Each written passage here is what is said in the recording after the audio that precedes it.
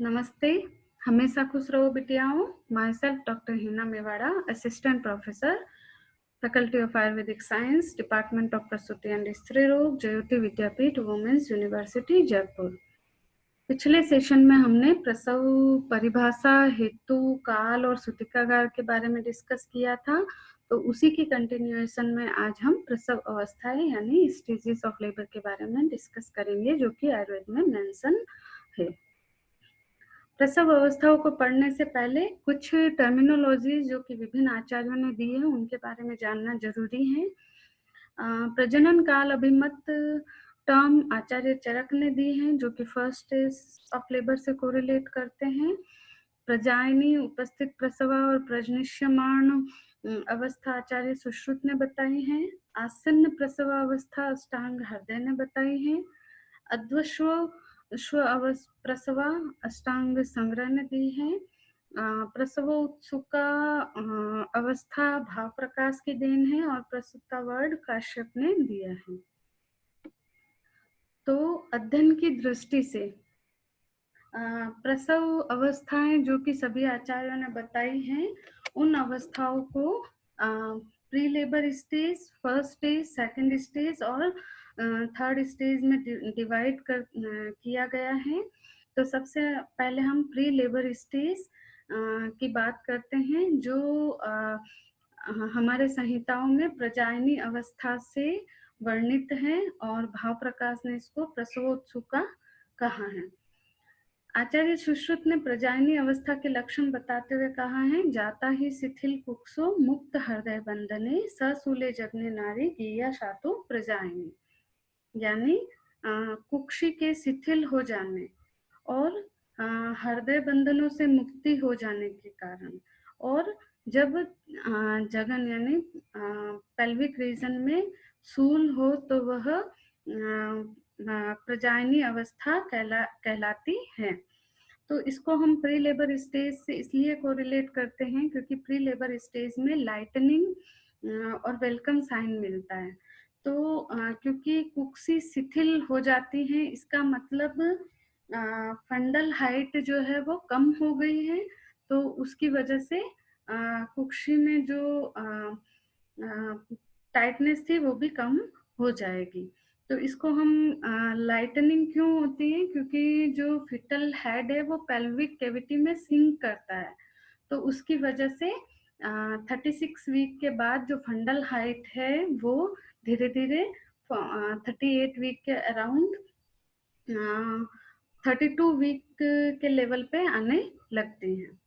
इसी तरह मुक्त हृदय बंधन, क्योंकि प्री लेबर स्टेज में कार्डियो रेस्पिरेटरी एम्बैरेंसमेंट से पेशेंट को लाइट फील होता है, मतलब जो कार्डियो रेस्पिरेटरी एम्बैरेंसमेंट है वो कम हो जाता है, क्योंकि जो फंडल हाइट कम हुई है उसकी वजह से डायफ्राम पे प्रेशर भी कम हो जाता है। तो उसको हम मुक्त हृदय बंधन से ले सकते हैं, और प्यूबिक और पेल्विक रीजन में पेन के कारण इसको प्री लेबर स्टेज से कोरिलेट कर सकते हैं।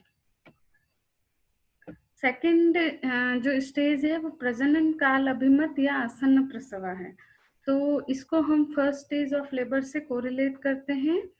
प्रजनन काल अभिमत अवस्था का वर्णन आचार्य चरक ने करते हुए कहा है कि तस्यास्तु खिल्वमानि लिंगानि प्रजनन काल अभिमतो भवन्ति तद यदा क्लमो गात्राणां ग्लानिराननस्य अक्षणो शैथिल्य। तो गात्र में क्लम होगा, मुख में ग्लानि होगी और अक्षि शैथिल्य होगा। ये तीनों सिम्टम्स जो है वो रस क्षय को डिनोट करते हैं। विमुक्त बंधनत्वम इव वक्षश, यानी वक्ष से जो बंधन है वो कम हो जाएगा। कुक्षी में अवसंसरण होगा और अधो गुरुत्व, अधोभाग में गुरुत्व फील होगा, यानी हैवीनेस फील होगी पेल्विक रीजन में। ये तीनों सिम्टम्स जो है विमुक्त बंधनत्वम इव वक्षश, कुक्षेर अवसंसरणम और अधोगुरुत्वम, ये लाइटनिंग के सिम्टम्स हैं। इसके बाद वंक्षण, बस्ती, कटी, कुक्षी, पार्श्व, पृष्ठ आदि में निस्तोध होगा और योनि से स्राव होता है। योनि से स्राव से हम यहाँ पर सो से ले सकते हैं, जो कि फर्स्ट स्टेज में मिलता है।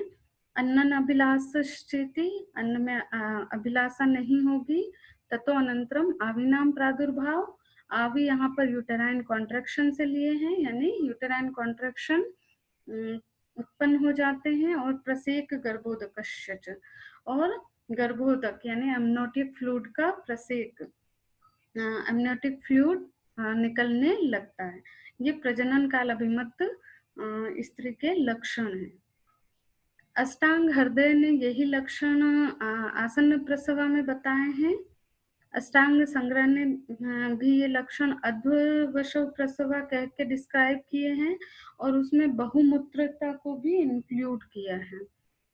काश्यप ने जो प्रजनन काल अभिमत स्त्री के लक्षण बताते हुए चरक की तरह ही बताए हैं, और बताते हुए योनि प्रस्त्रवणम औदार्य ये लक्षण एक्स्ट्रा बताया है, यानी योनि से स्राव और योनि का औदार्य यानी डायलेटेशन होगा, क्योंकि हम फर्स्ट स्टेज को सर्वाइकल डायलेटेशन से ही मानते हैं, तो यहाँ पर औदार्य डायलेटेशन से लिया जाता है। तो इन सभी लक्षणों के आधार पर इसको हम फर्स्ट स्टेज ऑफ लेबर से कोरिलेट कर सकते हैं। अब हम उपस्थित प्रसवा की बात करते हैं, जो कि आचार्य सुश्रुत ने डिस्क्राइब की है। आचार्य सुश्रुत ने कहा है, तत्र उपस्थित प्रसवायाः कटि पृष्ठ प्रति समन्ताद वेदना भवत्यभीक्षणम, यानी प्रसव उपस्थित हो जाने पर कटि पृष्ठ के चारों ओर अभीक्षण मतलब बहुत तेज वेदना होती है, पुरुष की प्रवृत्ति होती है, और मूत्र का प्रसेचन, मूत्र की भी प्रवृत्ति होती है, और योनि मुख से श्लेष्मा निकलता है। तो इसको हम मॉडर्न साइंस के अकॉर्डिंग फर्स्ट स्टेज का एंड और सेकंड स्टेज की स्टार्टिंग ले सकते हैं, क्योंकि इसमें सो प्रेजेंटेशन सो भी दिखाई दे रहा है, और उसके साथ साथ जो है वो रेक्टम और रेक्टम का डायलेटेशन हो रहा है, और ब्लैडर पर भी प्रेशर हो रहा है, प्रेशर पड़ रहा है, जिसके कारण मूत्र की प्रवृत्ति हो रही है।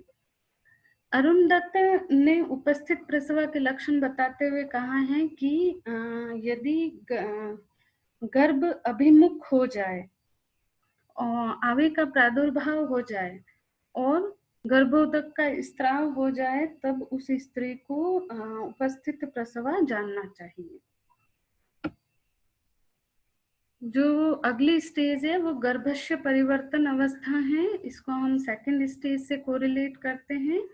आचार्य चरक ने कहा है, स यदा जानीयाद विमुच्यम हृदयम उदरस्य अस्य तु विशति बस्ति शिरो गृह्णाति त्वर्यन्ते नाम आव्यः परिवर्तते अधो गर्भः, यानी वह चिकित्सक जब ये जान ले कि वह गर्भ हृदयम उदरस्यास्तु आविशति विमुच्यम हृदयम, हृदय को छोड़कर उदर में स्थित हो जाए, बस्ती सिर को ग्रहण कर ले, त्वरन्ते नाम आवी, जिसमें आवी जो है वो त्वरित हो जाए, यानी कॉन्ट्रैक्शन की फ्रीक्वेंसी और इंटेंसिटी बढ़ जाए, उसको परिवर्तित गर्भ जानना चाहिए। इसको हम इंटरनल रोटेशन से ले सकते हैं। आचार्य काश्यप ने मैकेनिज्म ऑफ लेबर को बड़ा ही अच्छे से डिस्क्राइब किया है और लिखा है, यदा गर्भोदकम योनो सशूलम संप्रवर्तते कालेन च उदितो गर्भो विमुच्यम हृदयोदरम, यानी जब गर्भोदक प्रवर्तित होता है और योनि में शूल होता है, तथा गर्भ जो है वो हृदय को छोड़कर हृदयम विमुच्यम उदरम स्थितम, उदर में स्थित होता है, और बस्ती सिर को ग्रहण कर लेता है, बस्ती शीर्षम अधोभागम अवग्रहणाति जन्मनि ग्लानिर्जायते तु अर्थम योनिर उत्पीड़न भेदन, और उससे क्या होगा, जो गर्भिणी है उसमें ग्लानि उत्पन्न होगी और योनि का उत्पीड़न और भेदन होगा। इत्येते कारणैर्वि तम गर्भस्य परिवर्तनम, और इन सभी के बाद गर्भ का परिवर्तन होकर प्रसव होता है। तो यहाँ पर हम देखें विमुच्य हृदयो उदरम से हम डिसेंट ले सकते हैं कि वो हृदय को छोड़कर उदर में प्रवेश करता है। बस्ती शीर्षम अधोभागम ग्रहणाति से हम इंगेजमेंट ले सकते हैं। यहाँ पर योनि उत्पीड़न और भेदन से क्राउनिंग ले सकते हैं, क्योंकि क्राउनिंग के कारण जो विजाइनल इंट्रोइटस है वो कई बार रप्चर भी हो जाता है, या उसमें रप्चर हो जाता है, या उसमें टीयर भी हो सकता है, तो उससे हम वेदन ले सकते हैं। और गर्भस्य परिवर्तनम, इससे हम इंटरनल रोटेशन ले सकते हैं। जो अगली स्टेज है वो अपरापातन अवस्था है। इसको हम थर्ड स्टेज ऑफ लेबर से कोरिलेट कर सकते हैं। आचार्य चरक ने कहा है यदा च प्रजाता, यानी प्रजाता हो जाने के बाद, बच्चे का जन्म हो जाने के बाद, स्यात् देवे नाम अवेक्षते कदाचिद अस्या अपरा प्रपन्ना न वेति, कोई एक लेडी ये देखे कि अपरा निकला है या नहीं। यानी यहाँ पर अपरा पातन की इम्पोर्टेंस भी बताई है कि अपरा निकलना जरूरी है, आचार्य चरक ने कहा है। काश्यप ने भी कहा है सुतायाश्च अपि तत्र स्यात् अपरा चेन्न निर्गता प्रसूतापि न सूता स्त्री भवत्येवं गते सति। यानी स्त्री को सूतिका जब तक नहीं कहेंगे जब तक कि अपरा नहीं निकला हो। वह प्रसूता होते हुए भी, यानी प्रसव होने के बाद भी उसको हम सूतिका टर्मिनोलॉजी तभी देंगे जब अपरा निकल चुका हो। तो ये विभिन्न आचार्यों के अकॉर्डिंग बताई गई स्टेजेस का मॉडर्न कोरिलेशन बताया गया है इस टेबल में। जैसे प्रजायनी और प्रसवोत्सुकावस्था है उसको 1 or 2 day before the labour और just beginning of first stage मान सकते हैं, जो कि सुश्रुत और भाव प्रकाश ने बताई है। प्रजनन काल अभिमत और आसन प्रसवा को फर्स्ट स्टेज से कोरिलेट कर सकते हैं। उपस्थित प्रसवा को एंड ऑफ फर्स्ट स्टेज और बिगिनिंग ऑफ सेकेंड स्टेज से कोरिलेट कर सकते हैं। परिवर्तित गर्भ को सेकेंड स्टेज ऑफ लेबर से कोरिलेट कर सकते हैं, और अपरापातन को थर्ड स्टेज ऑफ लेबर से। So thank you. This session is powered by digital version 2.0 Jyoti Vidyapeeth Women's University. Hope you all are satisfied with my session. Thank you so much.